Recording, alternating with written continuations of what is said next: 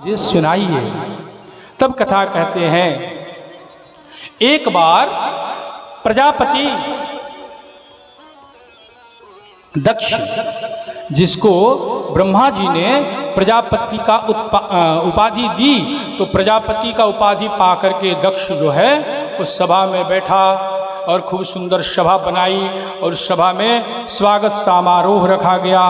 उस स्वागत समारोह में सभी देवी देवता सब पधारे, गंधर्व पधारे, देव पधारे और ऋषि पधारे, महर्षि पधारे, सब आए।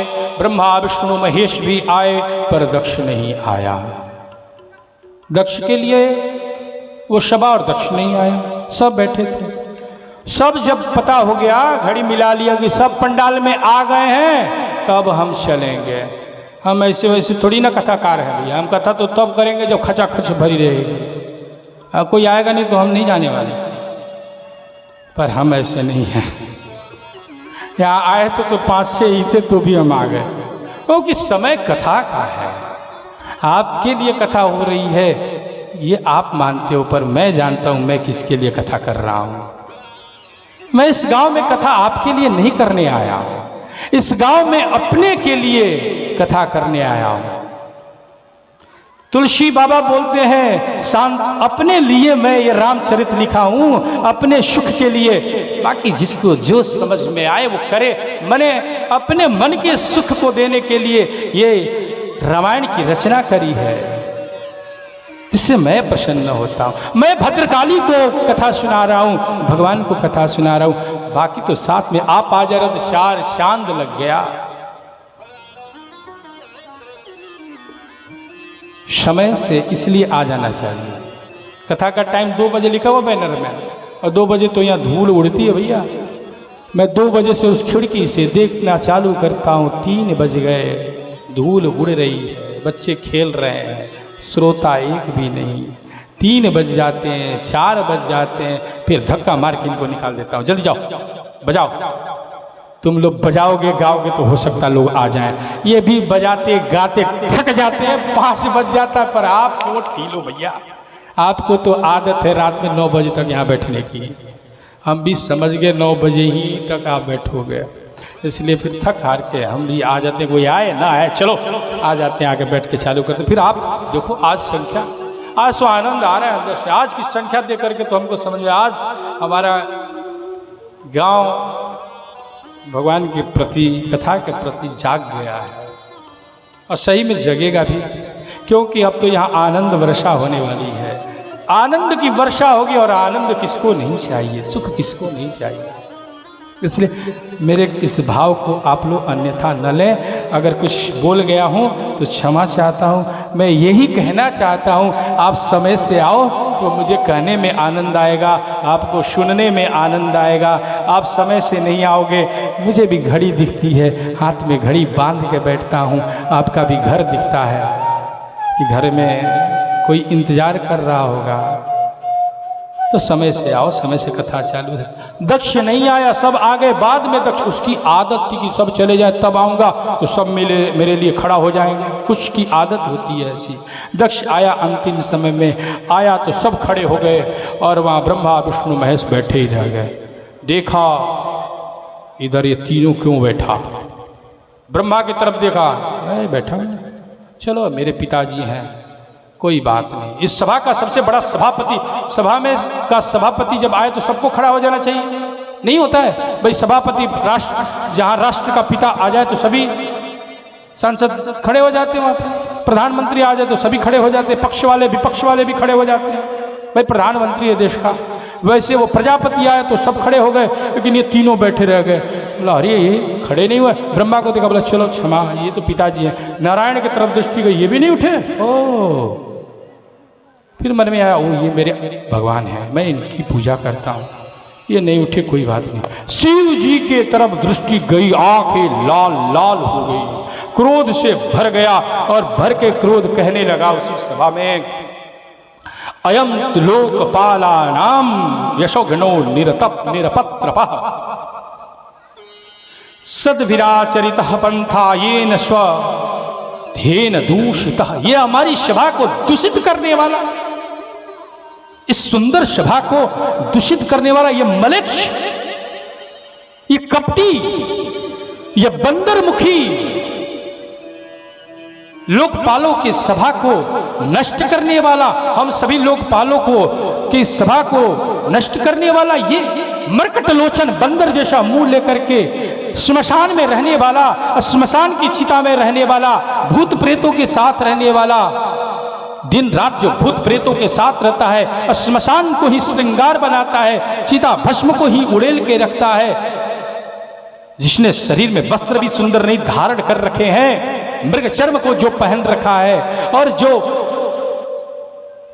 जिसके 3-3 नेत्र हैं, सबके 2 होते, इसके 3 नेत्र, कितने बिगड़े हुए स्वरूप इसके, जटाएं ऐसी बिखेर रखी है मानो पगला बाबा हो। ये बैठा हुआ है, आप लोगों को समझ में नहीं आ रहा। खूब सुनाया। शिव जी ध्यान से नीचे बैठे हुए थे। शिव भोला है, जो भोला है उस पे किसी का कोई असर नहीं भैया। भोला को तो कुछ भी बोल दो, नहीं बोलते घर में जो भोला होता है, अरे भैया ये तो इतना भोला, इसको गाली भी दे तो इसको फर्क नहीं पड़ता। इसलिए शिव जी का नाम क्या है? भोला है। कुछ भी कर लो, भांग चढ़ा दो, धतूरा चढ़ा दो, बिलपत्र चढ़ा दो, और वो भी चढ़ा लो, तब भी भोला भोला ही है। उसको अपनी मस्ती में वो भोला है, सरल है। भोला मतलब सरल, भींगा हुआ, जो नित्य भींगा है, जो सरल है, जो सहज है, जिसका स्वभाव एकदम सहज है, वो भोला है। कुछ असर नहीं हुआ। किसी ने कहा ठीक तो बोल रहा है, ये गलत नहीं बोल रहा दक्ष। किसी कथाकार महात्मा ने कहा भगवान के बारे में जो कहा दक्ष ने वो गलत नहीं कहा। क्यों? बोला ये बोल रहा है अयम तो लोकपालानाम यशगनो निरपत्रपः, सही में ये सभी लोकपालों के यश को धूमिल कर देने वाले भगवान शिव जी हैं। अरे जहाँ शिव आ जाए वहाँ किसी का यश रह जाएगा क्या? जहाँ प्रधानमंत्री आ जाए वहाँ मंत्री की चलेगी क्या? जहाँ राष्ट्रपति आ जाए प्रधानमंत्री की चलेगी क्या? जहाँ बड़े से बड़ा लोग आ जाता है सबके सब खड़े हो जाते हैं, वैसे शिव है। जहाँ महादेव आ गए वहाँ तो सबके सब बेकार ही हो जाते हैं, धूमिल हो जाता है सबका यश। ये महादेव हैं, इनके सामने तो सबके सबका यश नष्ट ही हो जाना है। ये ऐसे वैसे नहीं है। देखिए सभी शांति बनाए रखे। झांकी कुछ ही देर में हमारे बीच में आएगी। और मैं कुछ भाइयों से निवेदन करता हूँ कि इधर कोई भी नहीं आएगा, इधर जितने भी सबको बाहर निकाल दो। इतना कुछ कहा उसी समय उसी सभा में बैठे हुए थे नंदी महाराज, और नंदी महाराज ने देखा इतना कुछ बोल गया तो रहा नहीं गया, खड़ा होकर बोले हरिहर निंदा सुन ही जकाना, हो ही भात गौ भात, हो ही पाप गौ भात समाना। भगवान शिव का विष्णु का जो निंदा सुन ले उसको गो हत्या का पाप लग जाता है। यहाँ हम बैठे भगवान शिव का और नारायण की अगर निंदा सुन रहे हैं,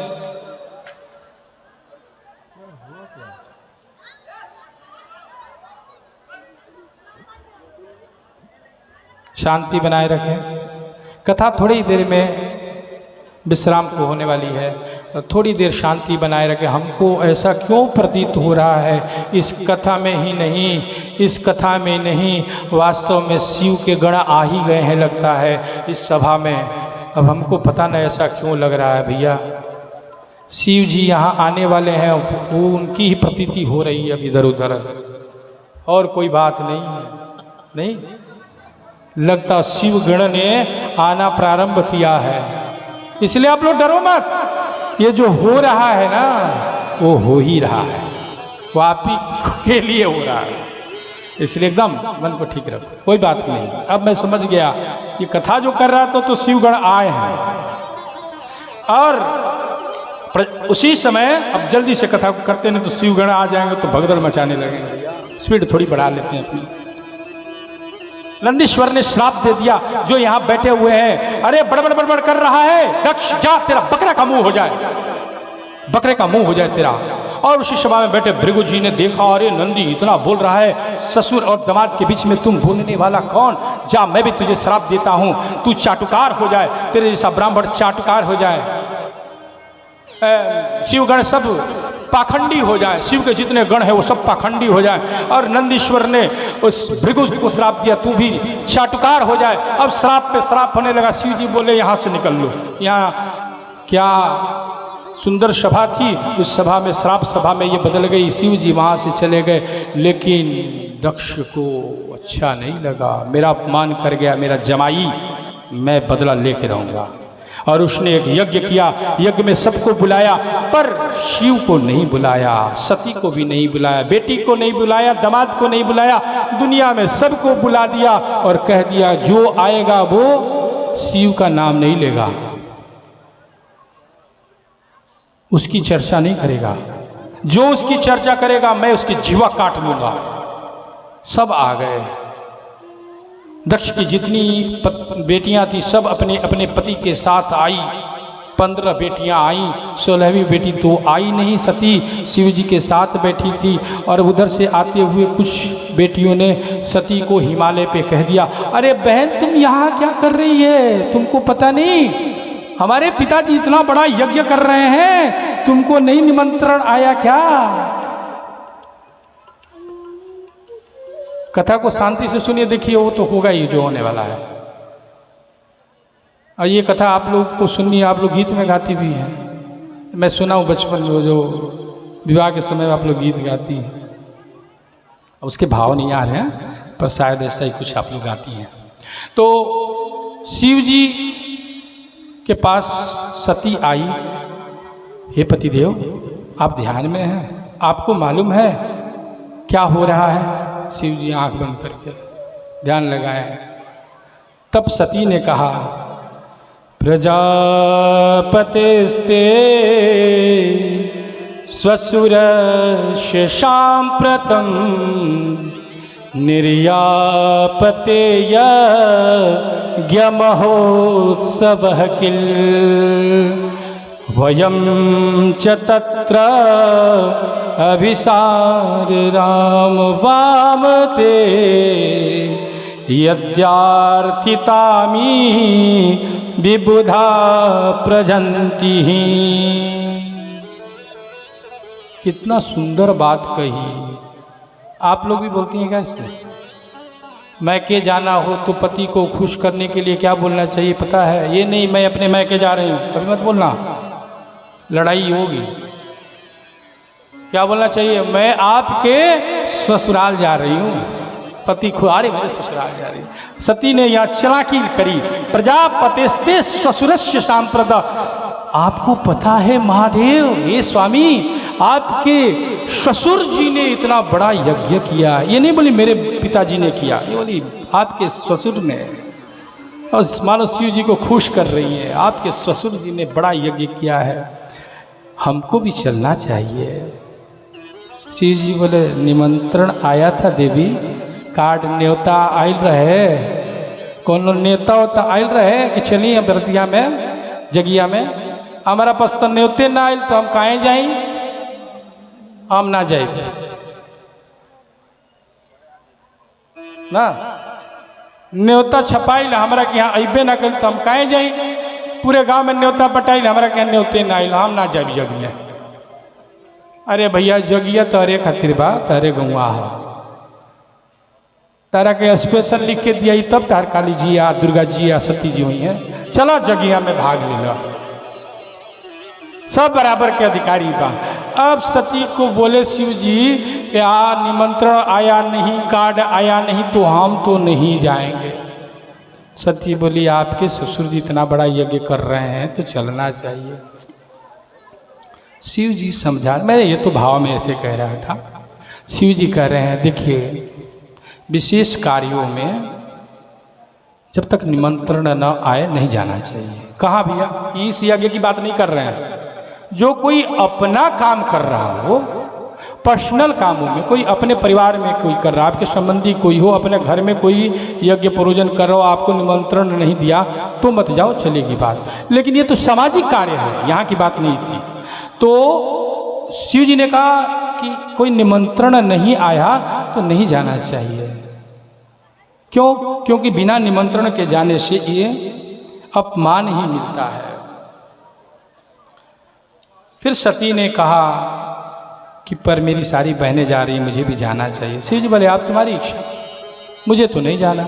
शिव जी समझाए, नहीं मानी तो शिव जी ने वो बात कह दी, ये ऐसे वैसे यज्ञ नहीं हो रहा, ये वो यज्ञ हो रहा है, तुम्हारे पिता ने मुझसे बदला लेने के लिए इस यज्ञ को किया है, वो अपमान के आग में जल रहे हैं, इसलिए ऐसा यज्ञ किया है। सती ने कहा अच्छा ये बात है, आप पहले नहीं बताए, अभी अब तो मैं पक्का ही जाऊंगी और इस बार पिताजी को ठीक करके ही आऊंगी। उनकी हिम्मत, इतनी हिम्मत हमारे पति से खुश कर रही है खूब, उनकी इतनी हिम्मत हमारे पति को के ऊपर क्रोध करते हैं, ईर्ष्या रखते हैं। चलिए मैं भी चल के दिखाती हूँ कि कैसे करते हैं वो यज्ञ, कैसा आपका सम्मान होगा। देखिए सभी बहनों में सबसे, सभी जमाइयों में और मेरे सभी बहनोइयों में सबसे आगे आपको ही बैठाया जाएगा, मैं चलूँगी वहाँ। शिव जी बोले देखो अपन तो जाने वाले नहीं हैं। शिव जी नहीं गए, लेकिन सती नहीं मानी। सती बोली मुझे तो जाने देंगे। शिव जी बोले तुम्हारी इच्छा, जाओ। सती चली वहाँ से और जाने लगी। जाते जाते वो रोड जा रहा है ना सामने, यहाँ डुमराव की तरफ, उतना दूर गई। फिर मन में भाव आया कि शंकर जी नहीं जा रहे हैं, मैं अकेले जाऊंगी तो अच्छा नहीं लगेगा। बिना पति के लौट के आ गई, आकर के मनाया, चलिए ना चलिए ना। फिर बोलती रही शिव जी नहीं गए, फिर चली गई, मोड़ तक चली गई। फिर मन में भाव आया, लौट आई, फिर मनाई, फिर चली गई, फिर मनाई। जब पति का भाव आता तो लौट आती और फिर मायके का भाव आता तो चली जाती।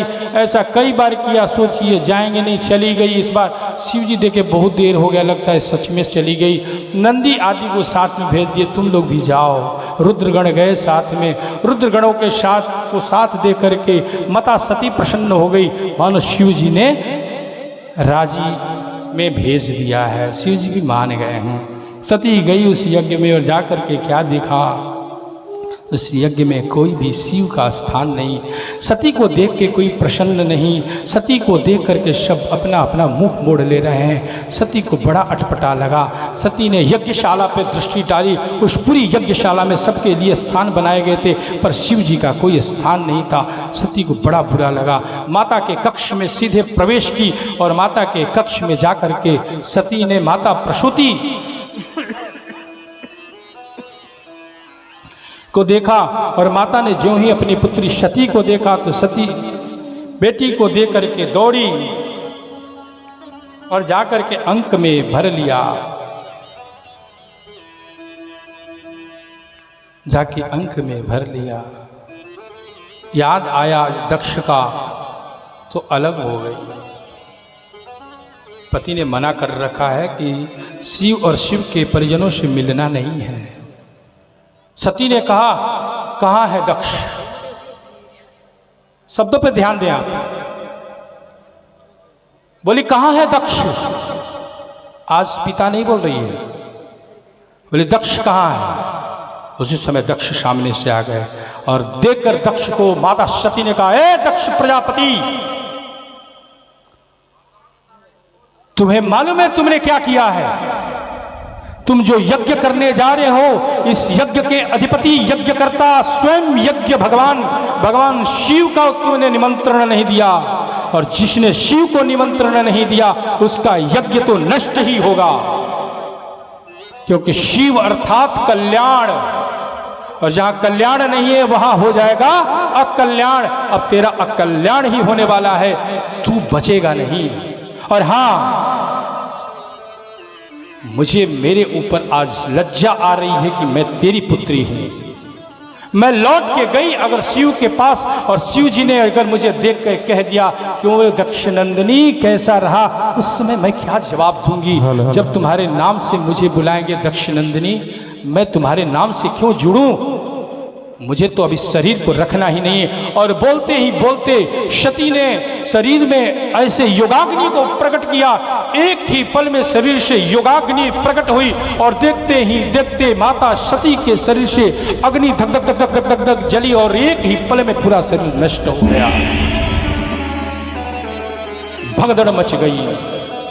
रुद्रगणों ने घेर लिया दक्ष को और खूब लड़ाई हुई। रुद्रगणों के साथ लड़ाई हुई दक्ष के आंख के द्वारा और रुद्रगण को मार के भगा दिया गया। रुद्रगण लौट के गए और नारद जी उससे पूर्व गए और जाकर के शिव जी को पूरी बात बता दिए। हे महादेव, आप यहाँ बैठे हो, माता सती ने अपने शरीर को नष्ट कर लिया। शिव जी को पता चला। शिव जी ने जटा से एक केस निकाला और निकाल के उसे कैलाश पर पटक दिया। पटका ऐसे कि उसके खंड खंड हो गए। एक बड़ा सा खंड से एक बड़ा विशाल पुरुष प्रकट हुआ। उसका नाम हुआ वीरभद्र। और 64 खंड हुए। उससे जीभ लपलपाते हुए महाकाली 64 योगाग्नि प्रकट हो गई। रक्तपान करने वाली योगाग्नियां प्रकट हुई। 64 योगिनी के नाम से जिनको संसार मानता जानता है, वो 64 योगिनियां प्रकट हुई। एक दिन जीव लाल लाल करके रक्तपान करने के लिए तैयार। वीरभद्र बोले, महादेव से क्या करूं? इस संसार को मिटा दूं, उलट दूं, पलट दूं, क्या चाहते हैं महादेव? शिव ने कहा, बस जाओ और दक्ष यज्ञ को विध्वंस करो। सामने दक्ष मिले, उसको भी नाश कर दो। उस यज्ञ में जो मिले उसको उसका दंड दो। अब वीरभद्र जी गए और साथ में 64 युगनियों। इनको देखते हैं रुद्रगणों का उल्लास बढ़ा और धूल उड़ाते हुए वहां से चले। धूल उड़ाते हुए वहां से चले। रुद्रगण चल रहे हैं, धूल उड़ रही है। उड़ते हुए धूल को देख करके वहां उस यज्ञशाला में जो लोग ठहर गए थे वो बोले, देखो बवंडर आ रहा है। इतना बड़ा बवंडर कहाँ से आया है? देखते किसी ने कहा, ये बवंडर नहीं, गायों के दौड़ने के चलते उनके टाप से जो धूल उड़ रही है वो धूल है। किसी ने कहा, अरे नहीं नहीं, ये तो हमको लगता है कि कोई बवंडर रही है, काल ही आ रहा है। किसी ने कहा, नहीं नहीं, काल कैसे आ सकता है? अभी तो ये समय जो है काल का समय नहीं है। उसी समय देखते ही देखते इतनी बातें हो रही थी कि यज्ञशाला को रुद्रगणों ने घेर लिया। पूरे यज्ञशाला को घेरा रुद्रगणों ने और घेर करके बांस के फलियों को उखाड़ उखाड़ कर फेंकना प्रारंभ कर दिया। बांस के फलियों को उखाड़ रहे हैं और जो मिल जाए उसको मार रहे हैं। और शिव के रुद्रगण आ गए और आते ही आते पाकशाला में घुस गए। पाकशाला में जा करके जहाँ भोजन बन रहा था, रायते के बड़े बड़े से कड़ा और सब्जी के कड़ा, उसमें फिर खीर के बड़े बड़े से वो कड़ा, उसमें डूब डूब के नहाने लगे, स्नान करने लगे और खीर उठा कर लाए। कोई पी रहा है, कोई खा रहा है, कोई नहा रहा है और यज्ञशाला के यज्ञ अग्नि में डाल दे रहा है। जल डाल दिया, बुता दिया, सब कुछ नष्ट कर दिया यज्ञशाला को। सामने से पूषा देव आ गए। पूषा को देखा सो मारा एक घूसा, दांत निकल के आ गया बाहर। पूषा देव की पूरी दांत बाहर। वही सभा में उसी यज्ञशाला में थे भृगु, दाढ़ी ऐसे ऐसे कर रहे थे। सो दाढ़ी को पकड़ा और पकड़ के ऐसे जोर की लाया, दाढ़ी हाथ में आ गई। दाढ़ी को निकाल लिया। भग देवता दिख गए। भग की दोनों आंखें फोड़ दी, आंख निकाल दिया। वीरभद्र ने देखा दक्ष सामने खड़ा है। दक्ष को जाके पकड़ लिया, पकड़ के जकड़ लिया, पंजे में पकड़ा, जकड़ा और एक ही झटका में उसके सर को धड़ से अलग कर और यज्ञाग्नि में डाल दिया। यज्ञ समूल नष्ट हो गया।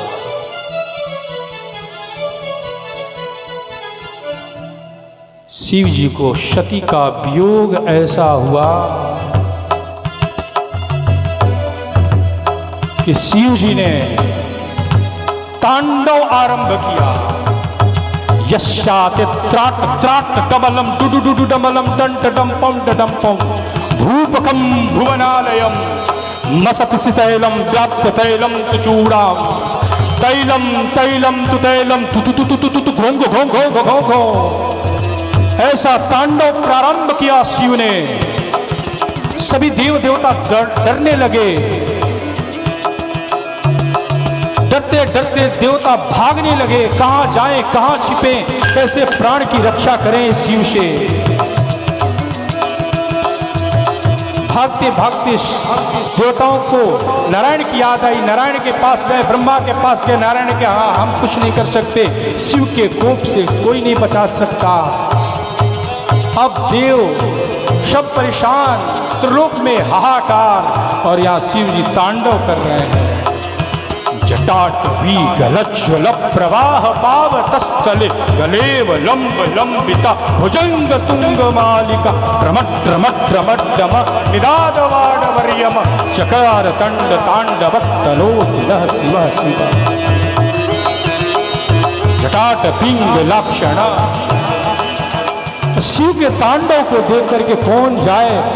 नारायण से फिर स्तुति करी, नारायण प्रसन्न हुए, चक्र को छोड़ा, जाओ।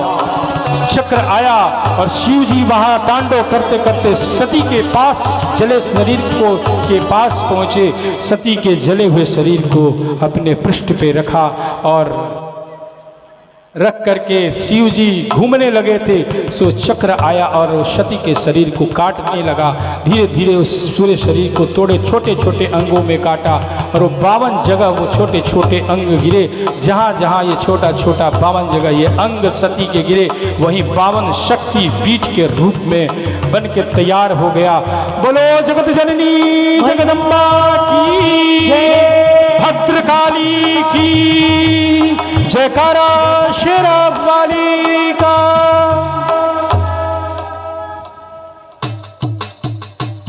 प्रसूति माता आई, आकर के प्रार्थना किया शिव जी को, पति की गलती को माफ करें। देवता आए और शिव जी को मनाए। भगवान शिव ने कहा कि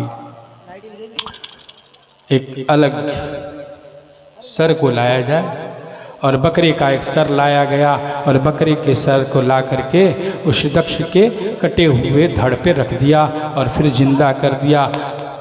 दक्ष जो है बकरा का मुख लेकर के खड़ा हो गया, शिव के सामने हाथ जोड़ के प्रार्थना करने लगा। ना तुम यज्ञ तुम हुताशना, तुम ही यज्ञ हो, तुम ही हुत हो, तुम ही हुताशन हो, तुम ही यज्ञ हो। हे यज्ञ करता, हे यज्ञपति, आप ही सब कुछ हो। भगवान भोलेनाथ प्रसन्न हो गए। लेकिन कैसे प्रसन्न हुए आप सबको मालूम है? शिव जी कैसे प्रसन्न हुए? जोर का ठठाके हंसे। कब हंसे? जब दक्ष स्तुति किया। ऐसा कौन सा स्तुति किया कि शिव को हंसी आ गई? तो दक्ष का मुंह किसका था? किसका मुंह था? बकरे का। बकरे का मुंह, बकरे का मुंह था। स्तुति करने लगा तो कैसा आवाज निकला? बड़बड़ बड़बड़ बड़बड़ बड़बड़। शिव जी को रहा नहीं गया, खूब ठठाके से, बारे ससुर महाराज आज आपकी आवाज बदल गई, बड़बड़ बड़बड़ करने लगे। इसलिए शिव जी की जब पूजा हम लोग करते हैं तो पूजा के अंतिम में गाल बजाते हैं। देखा आपने कभी? शिव पूजन में अंतिम में गाल बजाया जाता है ऐसे। क्यों? तब शिव जी को अपने ससुर महाराज की याद आती है, खूब प्रसन्न हो जाते हैं। और दक्ष ने प्रस्तुति की, भगवान प्रसन्न हुए, समय बिता और स्वर्ग लोक पे तारकासुर नामक दैत्य ने आक्रमण किया, स्वर्ग के देवताओं को निकाल फेंका और उसके बाद शिव की स्तुति करी। शिव प्रसन्न हुए और शिव को विवाह के लिए मनाया गया कि तारकासुर का वध भगवान शिव के पुत्र के द्वारा शिव पुत्र से ही होगा। शिव को विवाह करना होगा, पुत्र कहाँ से आएगा? और ये सती जो है वो उनका जन्म हुआ कहाँ? हिमाचल राजा के यहाँ नैना, सुनैना, नैना ना सुनैना, सुनैना। अच्छा ध्यान से थोड़ा सा